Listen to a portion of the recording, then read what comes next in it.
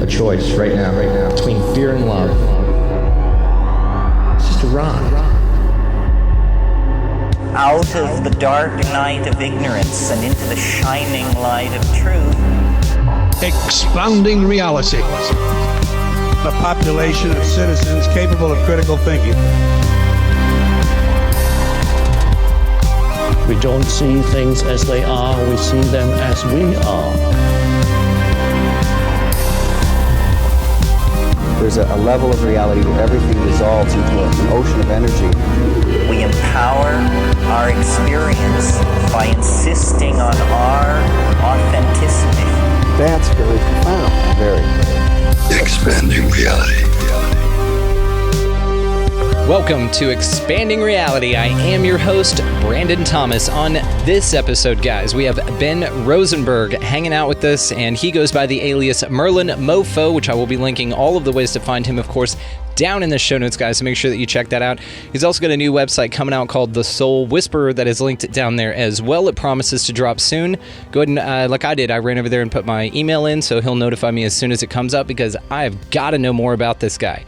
Now, on this conversation, guys, we break the matrix apart. We talk really a whole lot about balancing out spiritualism, some of the do's and don'ts, some of the expectation versus reality that's going on, that's running rampant, rather, around the spiritual community. We also talk about spiritualist traps, duality, some hidden ancient history, which is fascinating. It ties into an idea that we were kicking around about AI controlling clones that have been here forever. And it's one of the coolest damn conversations ever. Ben is one of the most chillest, most amazing guys ever. And so y'all definitely check him out, other than this conversation, which we're about to get to, but just a couple announcements here. So check out the resource links located down in the show notes, guys. Food Forest Abundance, get that freedom from fear on. If you want to start your own podcast, use who I host through, which is Libsyn. That link will give you 2 months free. If you are going to buy anything at all on Amazon, running through our link, it helps the show. Other than that, you've got Opus, the organization for paranormal understanding and support. They can help you out with all of your time slip, paranormal, or contact needs there. So definitely give them a look, see if that's something you're called to do. Down there as well, guys, is going to be expandingrealitypodcast.com. That is where you can find full episodes to everything. Go ahead and sign up to become an insider. That's how you can do it. Now, you're going to get bonus episodes. You get the complete episodes. You get all kinds of cool stuff. If you want to bump it up, there's a couple more tiers there where it dips into all sorts of extra big stuff. So we're making a lot of changes on the show, guys. I'm looking forward to you following with me and coming along on this ride with me as we venture into new waters. And I'm super grateful for everybody that's been listening up to this point. I look forward to continuing this and growing it even further. Another challenge for you guys, if y'all are out there listening and you find the show valuable, go on back in the archive there, find your favorite episode, and just share the shit out of it. That's a great way to get everybody to get a little bit more of this show on their radar. And who knows, what kind of reception that will bring, and who knows what kind of people will go, you know what, I'm actually super into that. And you're like, say what? And they're like, I know. I'm so glad I shared that episode with you. See how this works? It's already working out great. Okay, guys, so all of that stuff linked down in the show notes. Thanks again for all of that. And let's get to this dope as shit conversation with Ben Rosenberg. All right, ladies and gentlemen, everybody out there in the listening world, welcoming to the show, we have Ben Rosenberg. Ben, you are a badass, man. I've caught a few of your videos. We are super in alignment, and you and I are just going to break the matrix apart today, and then we've got quite a few things that I want to clear up in the spiritual community with you, which I'm a great fan of the fact that you have such a wonderful point of view on this, and that's something I'm very excited to talk to you about. So if you don't mind, man, for my audience that's not too familiar with you, just let us know a little bit about you, brother. Of course, Brandon, first of all, thank you so much for having me on the show. It's an honor, of course. So a little bit about me. Majority of my life has been about experience. Inevitably, we meet a lot of people through life that are very literal. They've read lots of documentation, but they necessarily haven't been through the experiences. And I hated reading. I was personally, as a youngster, had an IQ test. Expectations were put on me very highly then because I was probably a little bit above the average, without blowing smoke at my own ass. So immediately the pressure was on me. Undiagnosed ADHD as well. So I was a perpetual joker in school. I was a bit of a jock, a bit of a sport nut, because I loved being active. but I just couldn't apply myself. And was that actually my brain, or was that my soul saying, fuck that, this is all bullshit, dude?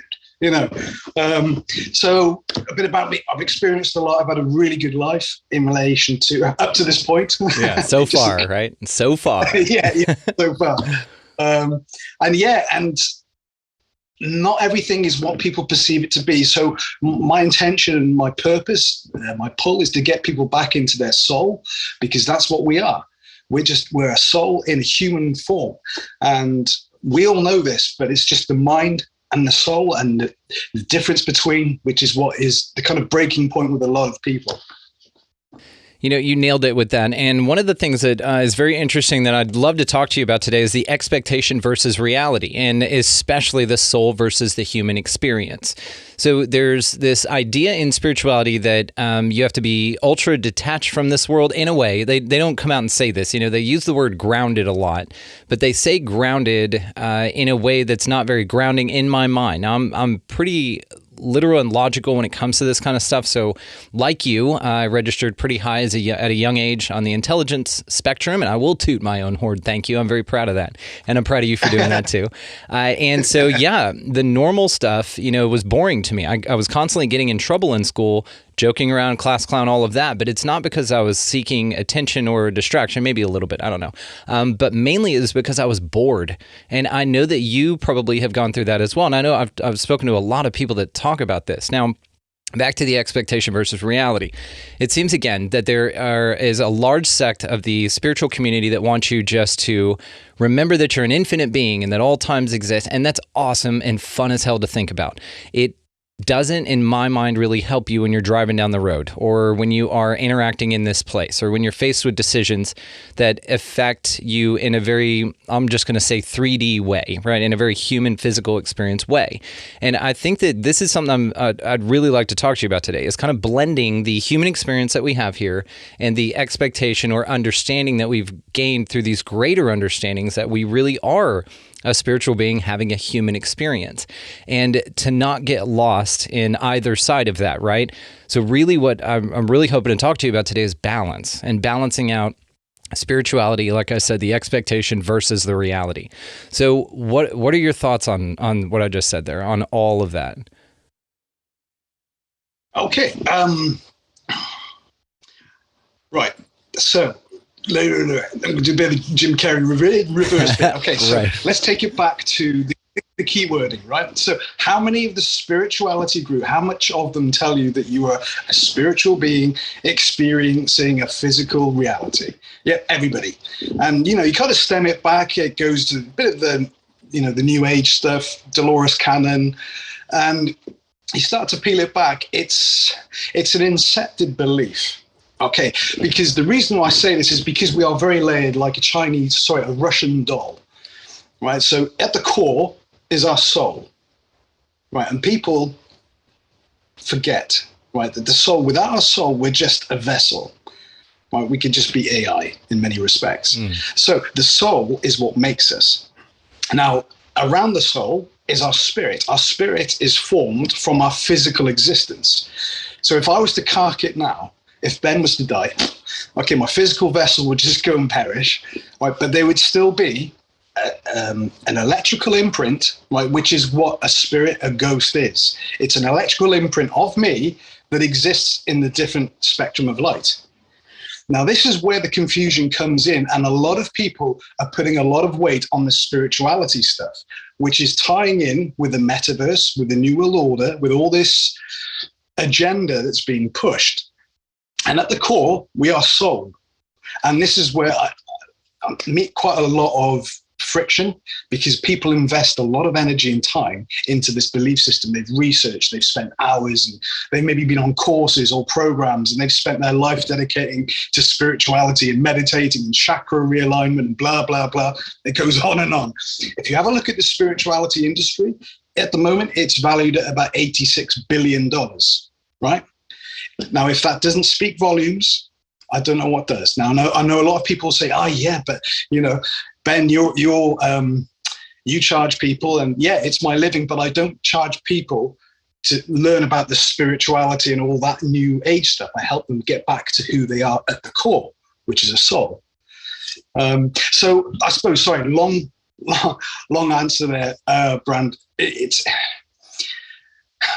It's an indoctrination, I feel, which is leading us down a different path.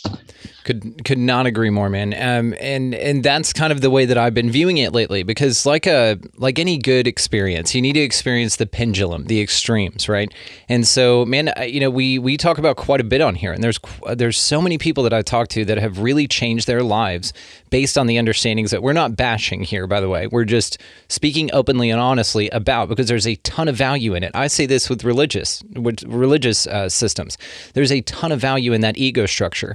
There's a lot of value in kind of viewing this place as a little bit more magic, even though it's, got a ton of training wheels on it, right? But there's still value in that, and especially the communal aspect of it. And then, of course, that goes extreme. But what I think that a lot of folks have been experiencing, especially all the new people waking up, air quotes, right now, is that they jump balls deep into the Dolores Cannon stuff, which I love Dolores Cannon as an idea, as a concept, as a way of kind of articulating, and she paints a beautiful picture about what we seem to be seeing around us now. Now I'm not but Dolores Cannon also, on another side of this, can get way too indoctrinated, exactly like what you said. It gets a little religious-y for me, and that's the point in which it diverges. Now, the question, I guess, really is for those who experience a spiritual path, some people think it's all or nothing, and I went through this. I was like, well, I either believe in all of it or I don't believe in any of it, right? It's either you are the most powerful creator on the universe and you can do anything you want, or you can't. And that's not true. But even in that, there's nuance. And so this is one of the major things that I've been really investigating a lot lately, is just kind of detaching from the, I'm going to say, religious ideologies that are really wrapped up into a lot of the ritual and a lot of the split between 5D, 3D, all this kind of stuff. Like, we're good and we did the right thing. We checked the right box intellectually or ideologically. And so therefore, we figured it out. We're going to go to this super awesome place called the 5D, and all of our friends and family that we couldn't reach are going to stay back in the 3D. And it's kind of, it's shitty either way. You're like, well, I want, them to be happy too. And then I also am proud of myself for doing this work. And so again, it divides things. And so, really, is there a middle ground? Is there a balance? Dude, you hit the nail on the head. Divide and conquer, right? How about this? Let me throw this one out there. The 144,000. Do you know how many people I've said, hey, guys, I'm one of the 144,000. And then you're like, well, what about the guy with ticket number 144,001? Right. Unlucky. Sorry, Thank mate. It's bullshit. It's divide and conquer, right? And I think this probably leads quite nicely into that part of how we are divided, not just externally by the division of light, the spectrum of light, but mentally. So these belief systems, whether it's Sikh, Christianity, Buddhism, Taoism, whatever it might be, right? We are divided in those beliefs. And then you could take it into the educational. So if you think of a big apple pie, right? I know where your mind went then. Not like Jim, but right. So then you cut up this pie, right, into a zillion slices. That is like how people's minds are divided, because you've got this race, let's say, let's call it the Caucasian race, or the African American race, or the Chinese, or the Indian Eastern race, and they're all divided, right? But at the core, our uniting front is our soul. Yeah. Because we're all soul. It doesn't matter, if I take my skin off, I'm still a soul within. So yeah, it's really interesting. Yeah, it is just divide and conquer. And then you see a lot of people on social media pushing these beliefs. Now, let me put this to you, Brandon. How about this? What happens if we have actually been used as 3D printers to create our very own prison? The irony of the term 3D printer is brilliant. Yes, because we've printed a fake, unauthentic, fake reality over this one where it could be 5D here. And, the idea of 5D, guys, is what I'm talking about. And, people talk about this with the moon matrix. I know David Icke talks about this, that really there's kind of a net of illusion that's been cast over this entire reality that really doesn't reflect the way that it could work, but it's engineered and designed in a way that's a little malicious, that actually, divides people further and further and further. And when you talk about like this idea of unity consciousness, that's what it is, right? Unity. And so here in this place, whatever this is, it seems to be that the tactic of divide and conquer, meaning divide spirit into as many segmented, disgruntled parts of itself as possible, so is it not to reassemble itself into one and become actual unity consciousness. That seems to be the name of the game here. And it seems to be just a big chess game where all of these pieces are being moved around, and one wins over sometimes, and wins, of course, is subjective, guys. But then also the other one kind of dominates a little bit. And so you find this push and pull here, which, zooming out a little bit, you can see duality in everything. So why wouldn't there be duality in the thing that we're most fond of ideologically, spirituality? Even at the understandings that we have, that it's unity consciousness, that we're all one thing experiencing itself subjectively. And I think anything from there, you kind of start to filter the point through your own perception. Absolutely. Okay, so I suppose let's cover a couple of things on there as far as this illusion. So the sun is electromagnetic. The moon emits electromagnetism. Okay, the whole world, we are bioelectromagnetic. So one of the things that I remember feeling, and maybe feeling before I came into body, was to not get attached. Now, within the human experience, we get attached because we look for purpose. What is the point? What is this? What happens if the point of this life is actually to bring this illusion down? Now, attachment in my eyes is the belief system. So as a child, we didn't know fuck all, right? We didn't know anything, but we're perfect, right? That perfect Brandon running around in the garden with the hose pipe on and the slip and slide and, running after the dogs, not giving a shit, right? That is soul, right? And that's purity. And from the word go, we're given an abacus. Some viewers out there, that's a calculator from the 80s, minus. But, given an abacus is fun. You learn to count. So we've been programmed to be like robots. Look at all the movies. Look at everything that's been suggestible through time. The $6 billion man, or $6 million man, or, Twiggy off Buck Rogers, to RoboCop, to Inspector Gadget. You name all these TV shows, they're all depicting this kind of cyborg-esque reality where the man has become a machine. Johnny number 5, Short Circuit, right? Input. And this is how, and what has happened very much so at the moment, is that everybody is being forced into the brain. Now the brain is the belief system, is the electrical circuitry of nucleus, let's call it, of our body. Our soul is the magnetic output. So it really is a battle, and I come up again against a lot of friction from a lot of people who are invested too heavily and emotionally into what they've researched and analyzed. And having been there myself, I was one of those people who used to believe in 5D, 7D, dimensions and all this stuff that's getting pushed. And really, the purity of the heart is the soul. Right? And all the fear mongering about, fear God and, judgment day this, judgment day that, it's all keeping people in their minds again. So it's just forgetting everything and just believing in you, being as authentic as you can. Going back to that state of running around in the garden, questionably not naked now because you get done for it, but, I do it now. I do, butt naked. Run around. It's fine. You should sun your butthole, everybody. It's actually great for you. Hey, JP Spears did that, didn't he? Probably. That's why he's doing so great. Yeah. It's awesome, actually. Yeah. My wife turned me on to it, so I'm just like, whatever. And it's actually cool. So I literally, as a grown-ass man, still walk around naked outside, and that's fine. Dude, and I love it. That's amazing. I do as well. But, yeah, hell yeah. Balls out. Balls out. Yeah, literally. Mm-hmm. So I suppose, in a nutshell, Brandon, we're really at a battle. So suicides at the moment have been higher than they ever have been. And we've got a lot of people in their minds. And consuming information. Trump lifted the censorship ban before he left office as well. So you've got to kind of ask questions as to why, you got TikTok now, which is just booming.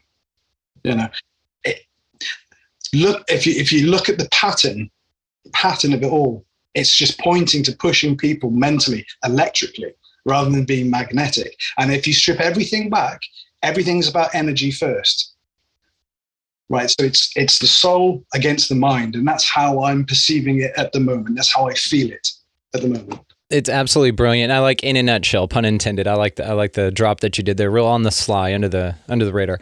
And something that I was thinking to this as well is, can you be attached to non-attachment? Can it be then an issue for you to be so attached to non-attachment that you're like, that it's a problem to where you can't ground and connect with anything here? Do you think that that's possible?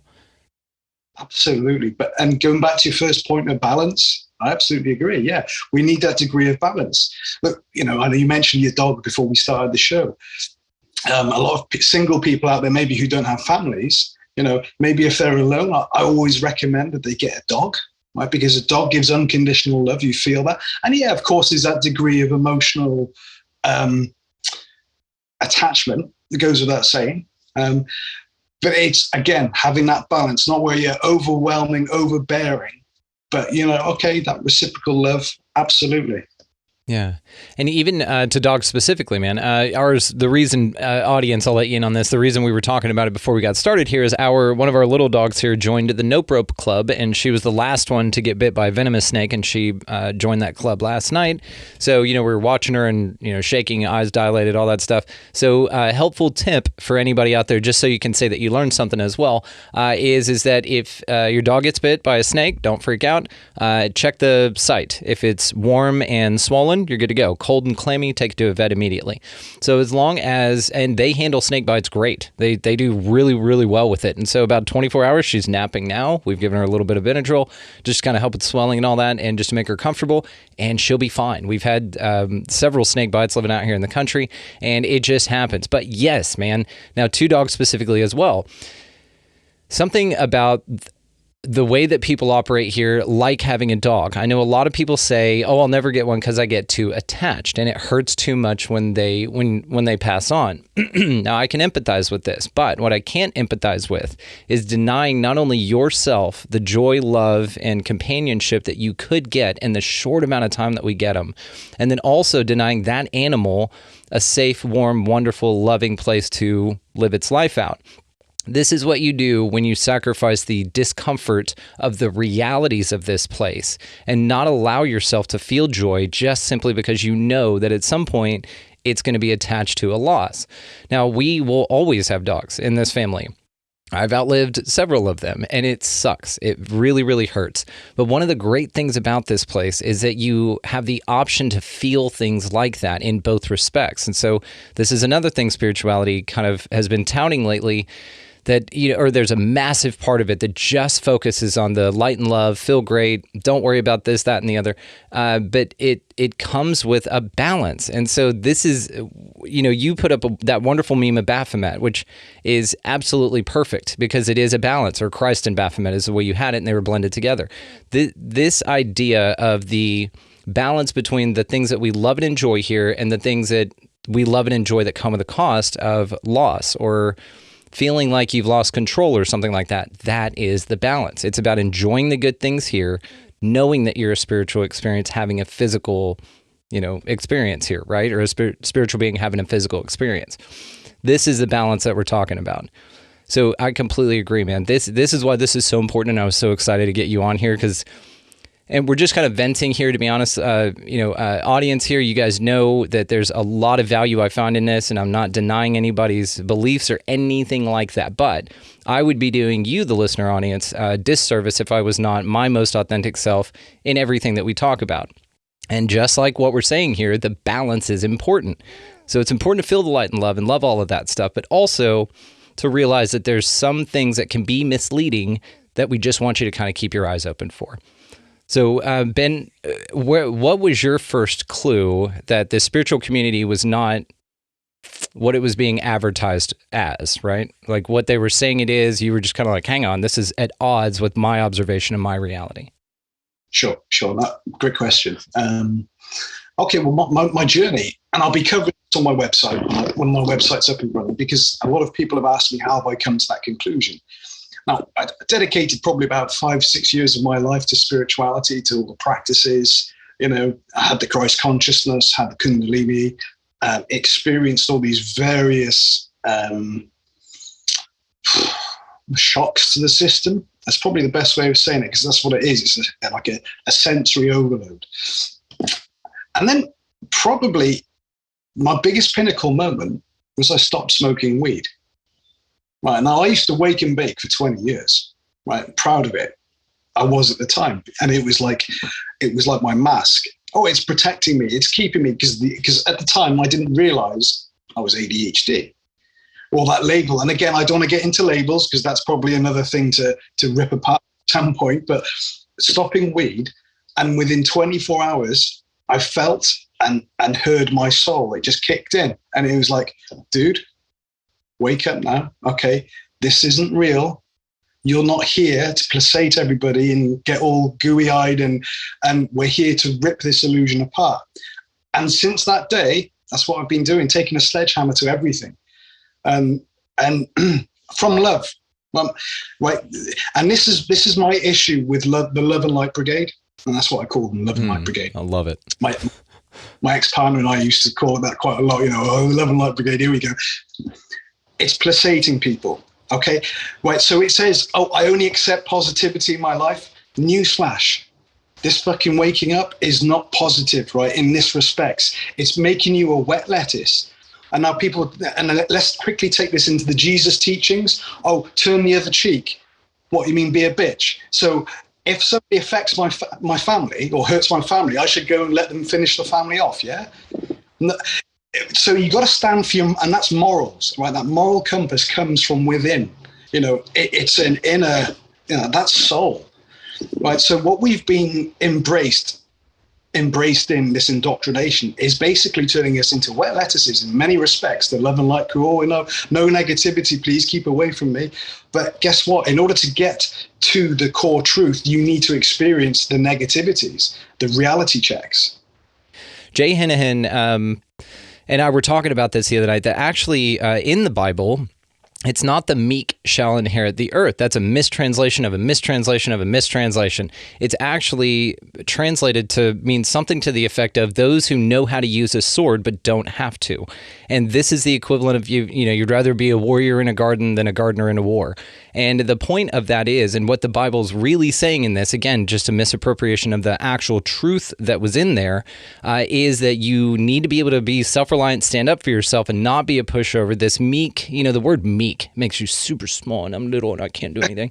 And that is what is being pushed into you guys. And this is not you guys listening, but the people who subscribe to these ideas, that is what you're signing up for. You are signing up for religious ideologies that tell you that you are super small and that you need them and that there's no way to God. There is a God, but the only way to get there is if you listen to them, you pay them tithing, and you do all of these things and you jump through these hoops, and then you'll live a wonderful life later. You won't live it now because you're not deserving of that, but you'll live it later on somewhere in the clouds with a bunch of harps and shit.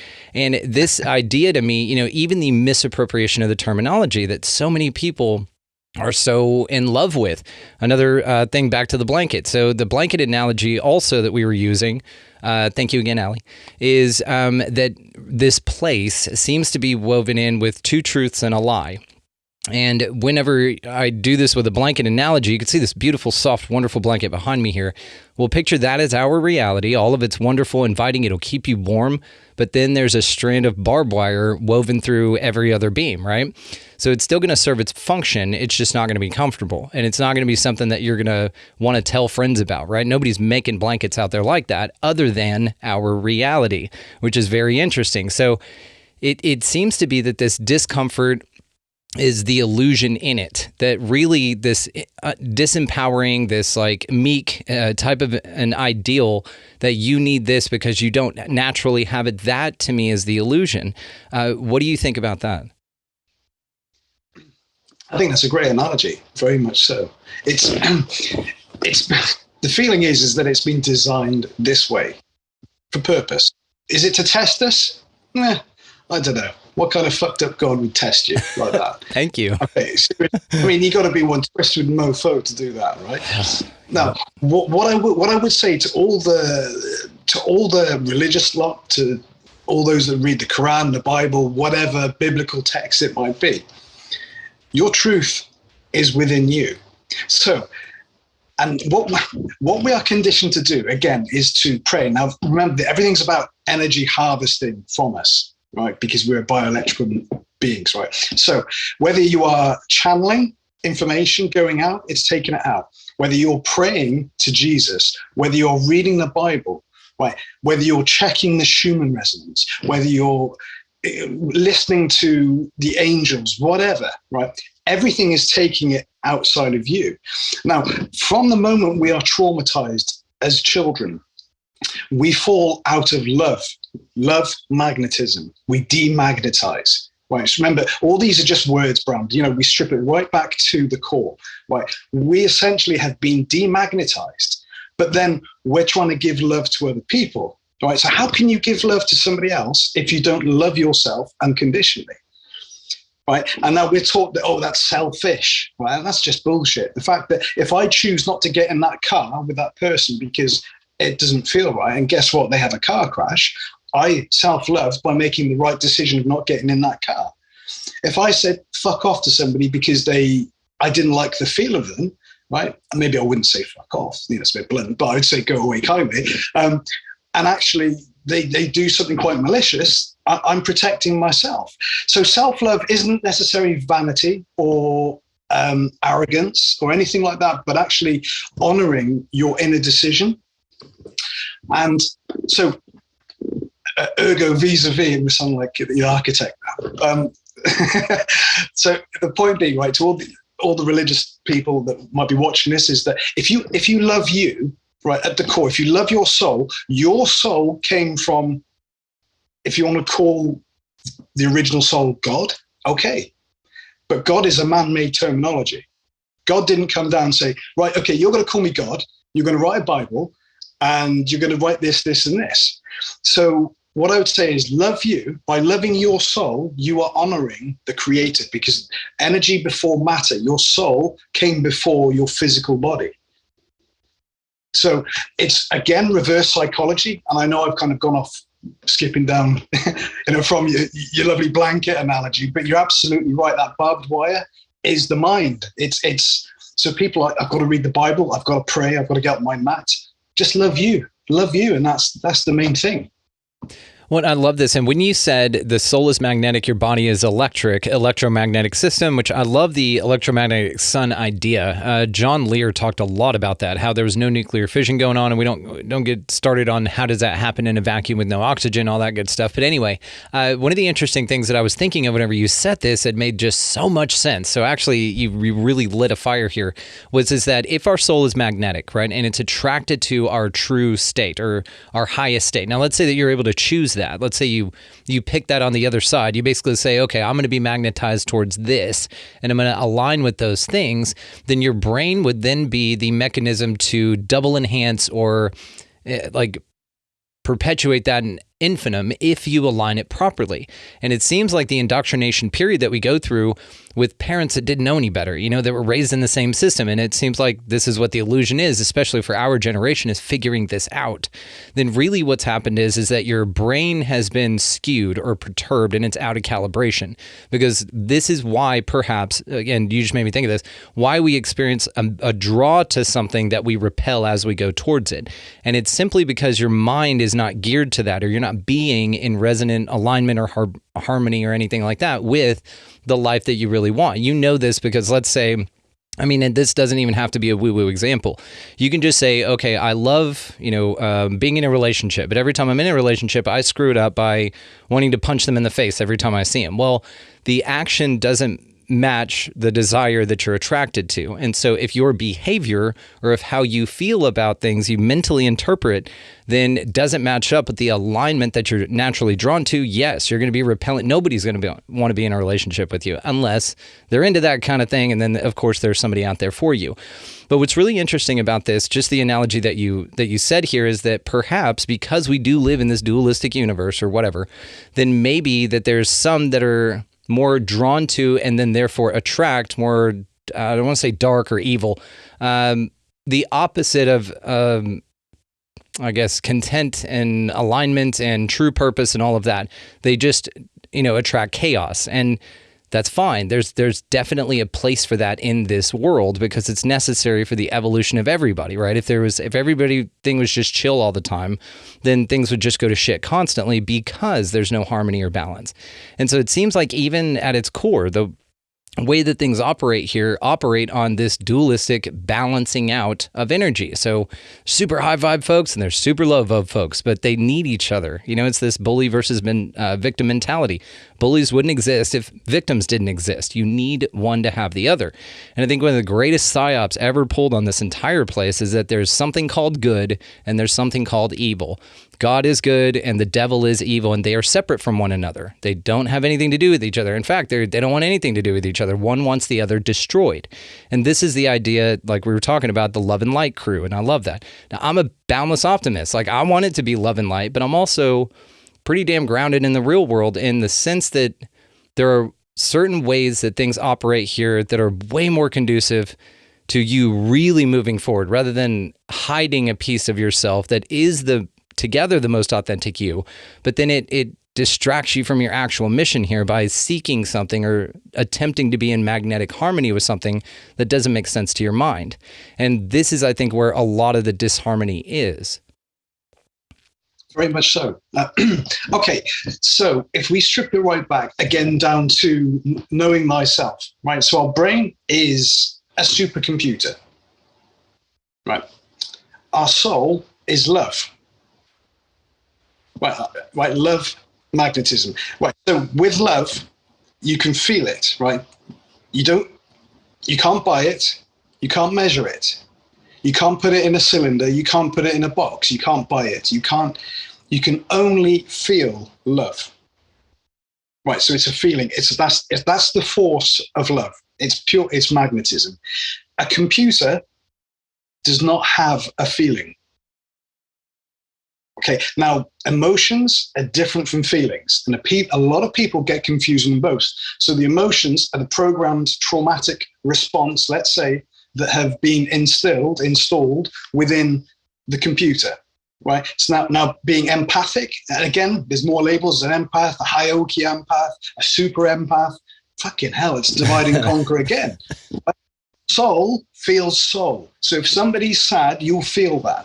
Okay, and that's a soul recognition, right? And that's just a negativity. And I don't mean as far as being negative mindset, but actually the polarity, negativity, you feel that. So like, so every soul, like when I say everybody, because that's dangerous, because a body necessarily doesn't have a soul.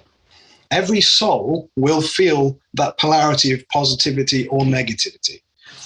And if somebody's down, then let's scrap the empath. You feel that, yeah. But those emotions, if somebody gets upset because somebody said an insulting joke, that's just a program that's been installed inside of the mind. So going back to it again, the brain has just been programmed to be like a computer, to think, to process like a computer, to count, to be in all these certain different beliefs, and everything is predetermined in many respects as well, Brandon. So what they're kind of, when I say those that have controlled this illusion, let's say that maybe they're not necessarily of soul. Yeah. So, okay, go on. Man, I was just going to say it's deep as shit what you're talking about here, because just the fact, and I've talked about this, man, that there, the idea of NPCs or non-playable characters here, when you said this, all souls have a body, but not all bodies have a soul, this is what's very interesting. So are you saying, and this is just ideologically here, because again, you've sent me on this awesome rabbit hole. Are you saying that the people that do have souls here are the ones that are naturally drawn to this balance or this higher consciousness state, and they're here to raise the consciousness on the planet? And then people that are just bodies running around here, usually we associate this with the affectionately called lizard turds that are kind of running the show here. So do you think that they're installations of this place, like that they are here to serve a purpose rather than have an experience like we are? Okay, now I'm going to rattle a few cages with this. Now, I used to be all about higher self and consciousness, big time. Having done, and I think what's key for anybody that's kind of going through an awakening now is actually asking the right questions. Because everybody goes, right, and then they take things as biblical and TikTok, oh, well, this guy said, oh, well, this guy said. So then they take it, and then it's like a Chinese whispers effect, a knock-on effect, domino. So then it carries at speed. Now, they've done a lot of studies, and what they found is that consciousness is electromagnetic. The world is electromagnetic. So now I mentioned that we're like 3D printers. Do you remember the Dodgems at the fair? Dodgems. Yes, we have talked about this. So for our American audience, bumper cars is what he's talking about. Now, say your analogy, because you and I spoke before all of this about this, but please, yes. So Dodgems are bumper cars for everybody out there in the American audience. Right. Okay. So if you imagine that our physical vessel is the bumper car. Okay, and as you know, bumper cars have that rod going up, which is electrically controlled, then turned on and off through the grid on top. So our soul should always be driving, right? But we're in a controlled arena where we have to dodge and bump into things. Now, scrap that aside, just place that image to the side. The consciousness is hive mind, right? So you've got all these people saying exactly the same stuff, right? The individuality has lost. Because the hive mind. Now you take hive mind. Let's bring a bit of TV into it. The Borg, right? Right. They've become Borg have no soul. They're electrically controlled. So now we talk about NPCs. Now, we don't truly know our history, right? We know, and if we kind of take a step out of the current belief system of, oh, well, this is the furthest we've got in technological, and they've only been cloning for like 50, 60 years. Let's hypothetically say that cloning has always been here, right? Since day one, right?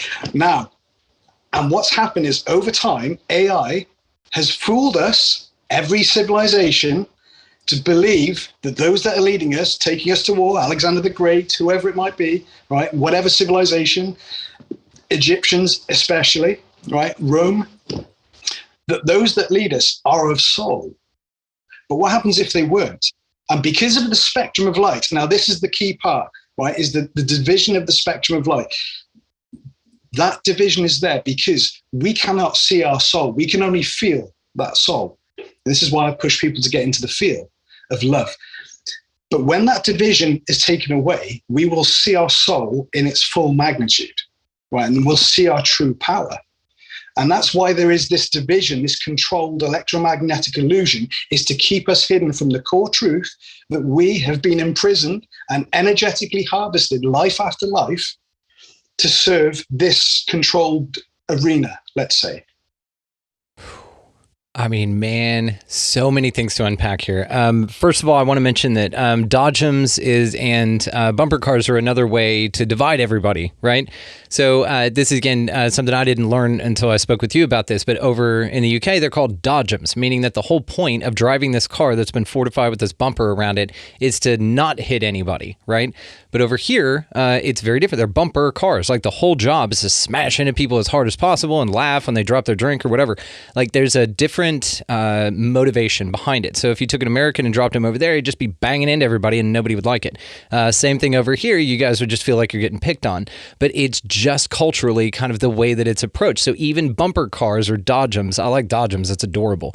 Just calling it that. It's something that's very, very interesting. Now, back to what you said about the idea of leaning in and feeling with love. Now, what I really love about this is that is your true compass. This is even whenever, like, your parents say some shit and you're just like, I don't agree with that, or I disagree with that ideologically because it doesn't feel right. It doesn't resonate. Like when my mom and I talk about Jesus and stuff, it just doesn't ring the same bells that it does in me as it does for her, and that's okay. It's no big deal.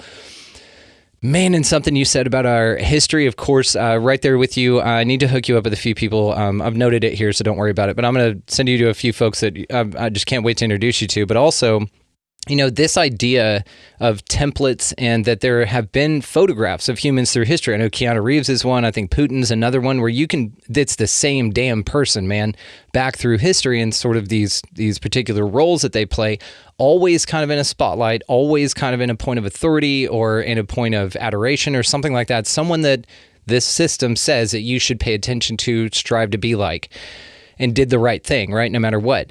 Now, what's really interesting to what you said is back down, if we strip all of this down to when we're first brought here, when we first open our eyes into this place, we have these moments of purity to where no one's racist when they're born, man.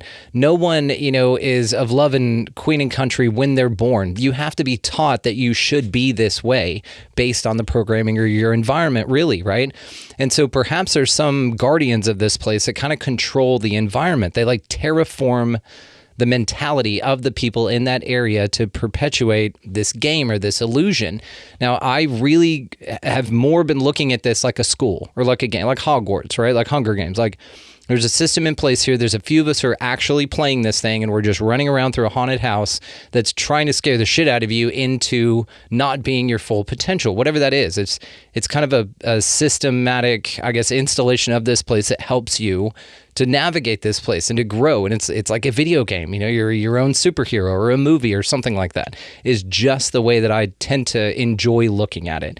But when you say this about leaders being installed, because we can't verify our history, man, and the more I think about that, the more what you said makes so much damn sense to me. So much damn sense. Because of course they would install leaders and ideologies and systems in place for you to pay attention to as history, as fact, and then just keep those loops going. Because I think that there have been several cycles that people have realized within dictatorships, within societies. I think the longest democracy is like 250 years, and we're on our 247th over here in the U.S. So, and a lot of shit's going crazy. So maybe that's it, that about every now and then the system kind of resets itself and then starts over in the same way. And then the system sits there and goes, okay, well, how many people are still going to play the same game and not wake up from it and realize what it is? And maybe that's the game, right? That you are here to figure this thing out and to break down the illusion. Oh, right. Yeah, absolutely. Now, questions out to the viewers. When you woke up, let's say, were you tired? Right. Our souls are tired. Right. And let's go back to that. Let's not get attached to it. Right. Our souls are tired. We want to break Babylon down. We want to burn it down. We want to live the life that we remember. And it's not a logical thought. It's a feeling. And so idealistically, the way personally I see it is detaching from everything, because, right, let's take this into AI now. Okay, so AI, a lot of people will disagree with me. I don't really give a shit. But AI has always been here. So it's a quantum computer. We don't really know what's inner Earth, right? We don't really know what's going on at Antarctica. But how do you keep a computer cool, right? How do you keep it super cool, right? Okay. Yeah, I saw a penny drop then. Brilliant. Right. Brilliant. Okay. So now let's look at Endor, Return of the Jedi, right? Han Solo goes down to take down the deactivator shield. Yeah. Antarctica puts up the dome. Right, this electromagnetic dome around us. This is my feeling. This is just the gut feeling that I get. I can't prove it. I've got no sources. It is a source, trust me, bro. It is totally. But this is my gut feeling, is that Antarctica is key because it holds a lot of stupidly high-tech stuff, right, which is beyond our comprehension. Right, so now let's take this into Westworld. Have you seen Westworld? Oh, yes. Yeah. This place I compare a lot between the Matrix and Westworld. It's kind of a blending between all of those. Absolutely. Now, do you know what's really, really sneaky, right? Is that they've made us, by projecting that into our minds, they're making us feel like we are AI. But actually, at the core, don't forget, we are the soul. Yeah? So it's inverted, right? Everything's inverted. So we are actually the souls that have been trapped within the AI body, right? And then we're playing out these belief systems, doing the 3D printing, building our own jail, going along happily by those that come back into life, consciousness transferal into a new body, soulless, purely electrical, right? They're feeding this soul system. It's not a solar system, it's a soul system. So our magnetism is used against us. Then we talk about gravity as well. I don't really want to get into that because I've got nothing to back this up.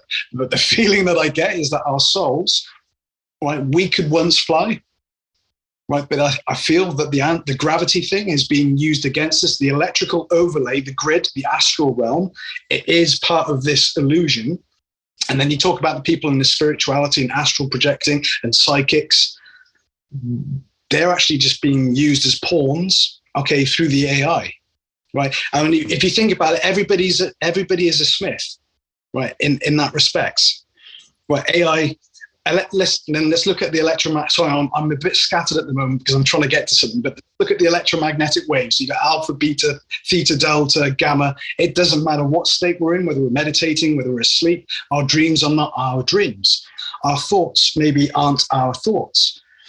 So the electromagnetic waves coming in to our mind, right, are projecting and controlling us, just like in Westworld, right, where we see that, you know, everything is working around and controlling that situation or that scenario to play out. And probably the hardest thing will be for people to maybe grasp that technology is way beyond our Bluetooth or Wi-Fi that we have at the moment. It's so advanced and it's always been here. Sorry, Dude, man. no, don't you dare apologize for that amazing thing you just said. It's fascinating because, yes, now looking at Antarctica like that, it's super cold for a super huge computer. What's under the ice or whatever's there has always been very highly contested. The fact that it's, you know, all of these countries signed the Antarctic Treaty and it's the one thing the world can agree on, and that's it, that nobody should be going down there. That's very interesting, as well as like heads of state and stuff, all these huge people. I know John Kerry went down there the day of or day before the election that was just huge and for Trump's deal. And it's this wild thing about all these people go down there. Buzz Aldrin went down there. All this stuff that, yeah, man, maybe this is what is projected around this area. And there's not, you know, I love the flat earth conversation. I love it. I absolutely do. One of the, I guess, just challenges that I have ideologically with it is the dome thing. But there's a lot of indicators that point to at least some sort of electromagnetic energy field that is around us. You know, I mean, even the lying-faced liars of NASA will tell you that the Van Allen radiation belts are going to be a challenge to get through, even though we already did that a few times, right, allegedly. But this idea that there's something here casting a net, and I mean, back to John Carpenter's They Live, that's what the whole apparatus was. It was an antenna that broadcast a signal that then people couldn't see what was really going on. And those creatures that were running the show were organic in that sense, but the way that you put it is very interesting because the whole clone thing, man, the whole, these leaders and these leaders in air quotes, guys, huge air quotes.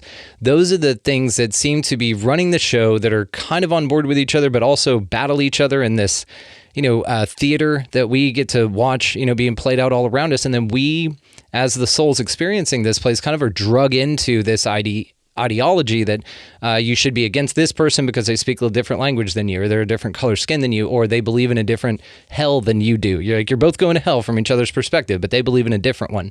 And it's this kind of idea that perpetuates this division. Breaking this down, man, this is giving everybody the glasses. Conversations like this and people like you right here. This is why I was so damn excited to get you on and talk to you about this. So what do you think about our ancient history? And like, I love, though, the idea that these high technologies have been here and the illusion that we've been going from Stone Age to now, kind of in this fake way of looking at history linearly, but maybe it's not true. Maybe this is the most advanced damn holodeck you've ever seen. Absolutely, dude. It is, without a doubt. Holodeck, perfect. Right, so the holodeck, now, this is for the spirituality lot. the holodeck is an augmented reality. That is no different than the astral realm. You know, when people say, oh, I go to the Akashic Records, or I go and do this, I go and do that, it's not real. It's an augmented reality. If you go and try and change your scrolls, your story, nothing actually happens, right? So it's creating this belief system where people are going in and they're astral projecting. Now, you got to ask the question, why in the fuck would the CIA release the gateway experience, right? We know the CAI, let's rephrase them, right, are control opposition. Now, why would they give all this information? Why would they release Tesla's stuff? Why would they release all this documentation, right? It's all to keep people believing that, hey, I'm going into this dimension and I'm doing this. And you know what? This is from my experience. I was going through dimensions. Guess what? It's fucking mind control. It's mind control on a level far beyond that anybody wants to admit. So, yeah, dude, we're on a multi-layer, and don't forget, it's I'm giving you a meltdown. I'm sorry. No, you're giving me the best kind of meltdown because it all makes sense in this way. Like when I talked to a guy named Paul Askoff, had him on the show, Flying Disc Press. Brilliant. His idea about the phenomena, UFOs, Bigfoot aliens, all that, is that it's interdimensional. Now, from your perspective, now that we've filtered this through the lens of perhaps this is a huge AI control system, sort of like the Matrix, which we do talk about quite a bit, and that you're just kind of inserted in here to have the experience you are, or to be harvested, your energy and all that. I'm not a huge fan of the prison planet idea, but the more you look at it through this lens, the more actually it makes a shitload of sense, because something I pay attention to a lot, and I know a lot of people do, is the subjectivity of these high strangeness phenomena, and how something I've pointed out, if you get, from my observation, it seems like with all the people that I've talked to in cases that I've studied, for people who get contacted multiple times throughout their lives, then it's one entity that contacts you the whole damn time. If you're met with the grays, you get grays the whole time. Now, there's, again, a few exceptions to this rule, but pretty much that's it. The people who see poltergeists, they don't generally get alien contact. The people who are big fans of the chupacabra, aren't having ghost stories to tell you. They have these extra phenomenal that can be viewed as augmented reality, right? Because they're placed into this reality.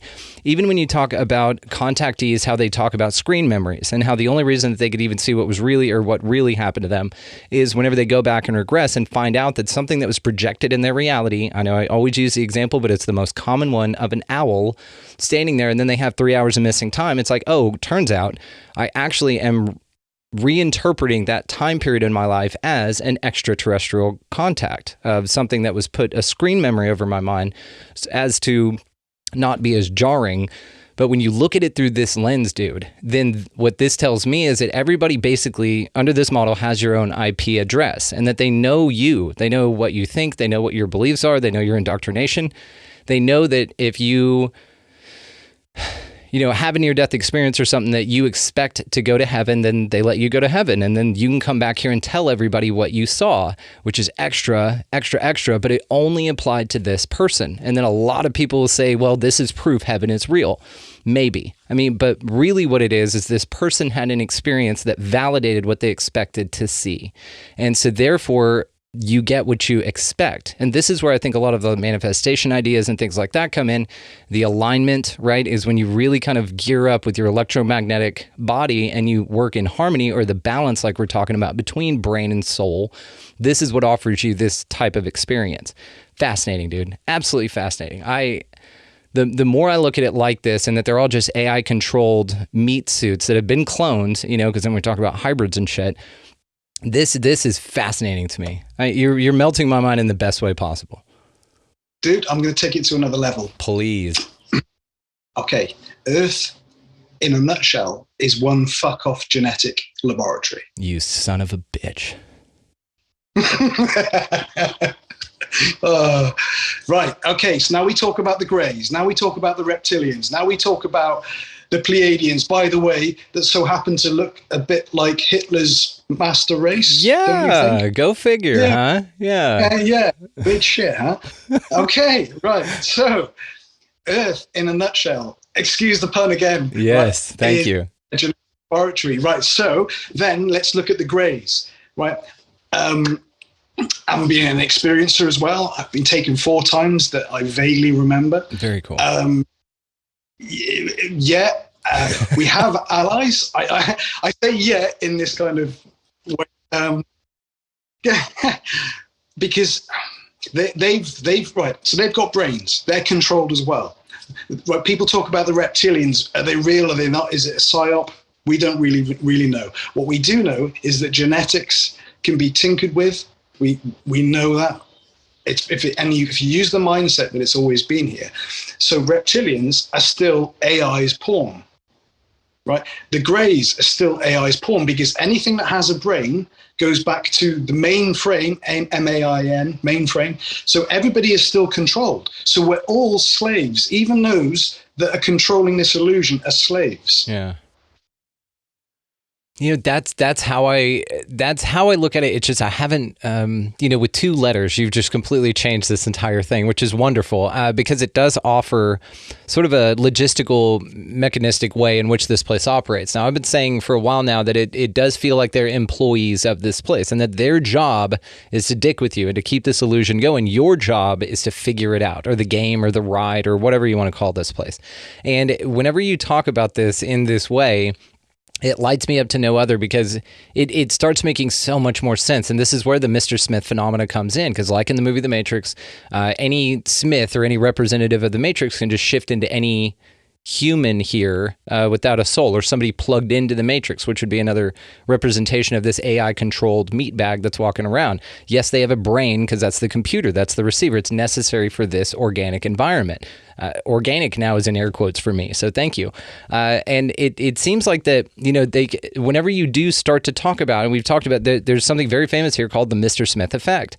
And it's when you're standing around and you're talking to new people, or just anybody really, and you bring up, hey, why do you guys think the Earth is round? And then you see this this wipe go over their face, this fluoride stare, this dead-eyed thing, and some entity pops in and takes over. And they start parroting the same lines, that everybody's been taught to memorize in response to this type of conversation.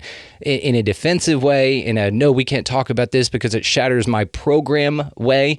Again, the programming, all of it makes so much more damn sense, man. It's terrifying and brilliant all at the same time. Well, and you know what? What's happened is, like I said, I don't read.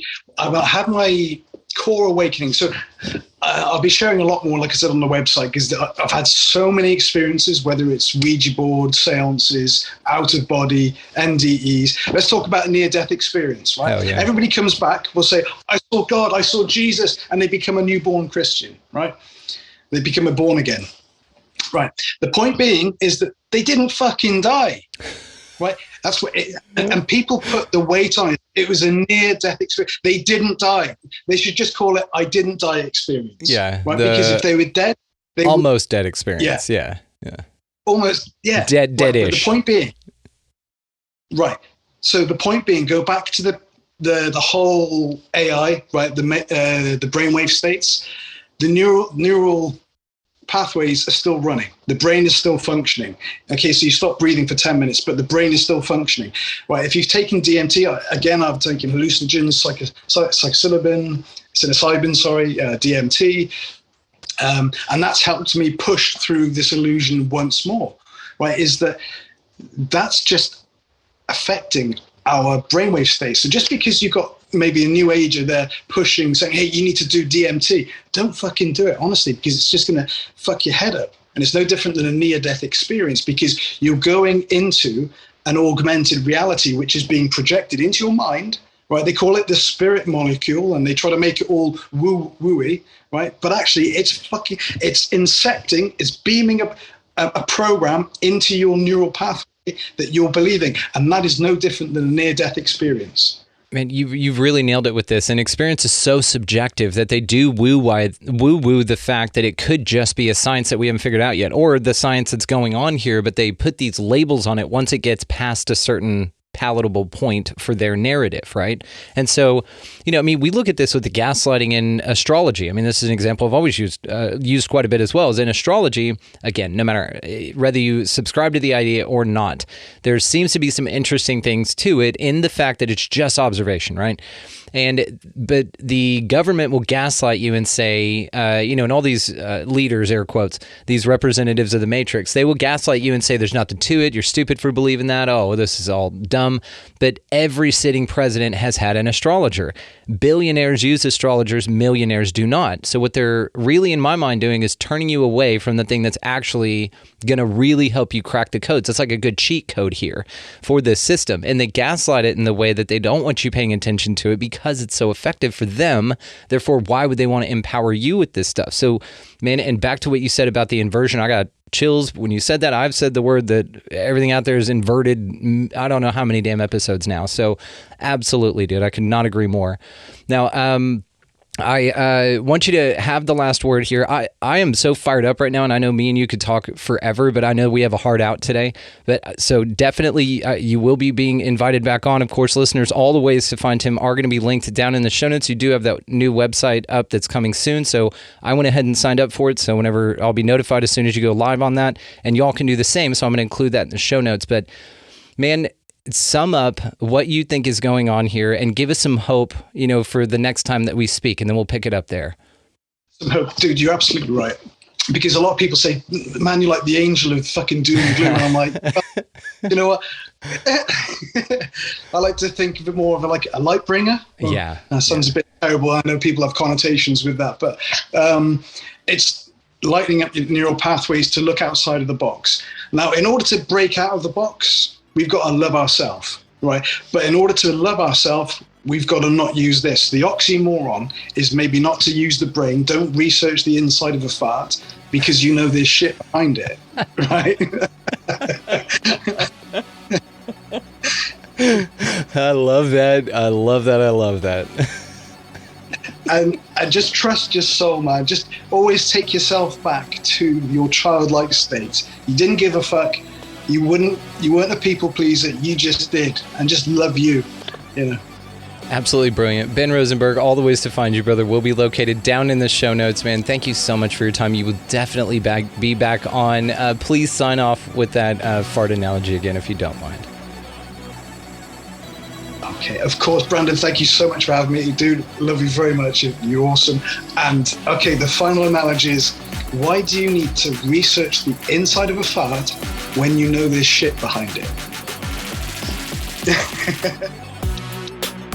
Fuck me dead. I could have talked to Ben forever, and so he will absolutely be back. And I've actually got a really cool panel for the insiders part of this show that is going to be released probably early August. So definitely stay tuned for that, and Ben will be joining us for that. So all the ways to find him again, guys, located down in the show notes. Just a fantastic dude with an awesome perspective, and all of it's important. It's so important to have these kind of conversations so we don't get lost in any one direction. Like that.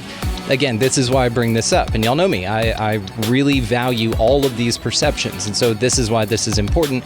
Like I said, especially as a great way to calibrate if we're getting a little bit too sucked into things, and at the expense of our balance is how I'll put that. So again, all the ways to find him, guys, located in the show notes. Ben, thank you so much again, dude. That was fucking awesome. We'll definitely have you back. Okay, so the resource links located down there as well is going to be Food Forest Abundance, man. Check that thing out. Jim Gale's a sweetheart and an amazing guy, and he's got a cool as shit thing going on, so check it out, guys. Food Forest Abundance. Also, Libsyn, if you want to start your own podcast, I highly recommend anybody that wants to do that or even has the half of an itch. Go ahead and scratch the shit out of that itch, man. Having a show is the coolest damn thing I've ever done, besides marry my beautiful wife, and I do mean that. Also down there is going to be Amazon. If you're going to buy anything through that demon beast, then go ahead and feed that through our show. It helps the show. That's it. There's a link down there, and that's the whole damn reason that I put it down there. Also, Opus, the Organization for Paranormal Understanding and Support. Fascinating, amazing resource, guys, for sure. So check them out. and as well, expandingrealitypodcast.com. That is where you can sign up, become an insider with us, and you can find bonus episodes, all sorts of cool extra shit, and it's just a really wonderful way to contribute to the show that contributes so much to your life as well. Show the show some love that shows you love, right? I know that's silly and cheesy, but that's it. So you guys go check that thing out, sign up so that we can all move to a greater, grander version of ourselves all together, and so you're not missing out on anything, because there's a lot of extra stuff over there. All right, guys, go out into this beautiful, beautiful place, AI-controlled clone meat bags or not. Pick up a piece of litter. Go ahead and treat everybody as if they're not a clone meat bag, and that maybe, it's just another expression of you that's out here just trying to figure it all out. And a great way to do that is just smile, open doors, just be cordial. I mean, I know it's a dead art, or it seems like a dead art, but it's not. Just be cordial, smile at people. It goes such a long way, just to be pleasant. That's all. It's just about being pleasant. That's what I'm an advocate for. Also, get out of the left-hand lane. That's a pain in the ass. Pick up that litter. Said it twice, and I don't mind that. Pick up 2 pieces of litter.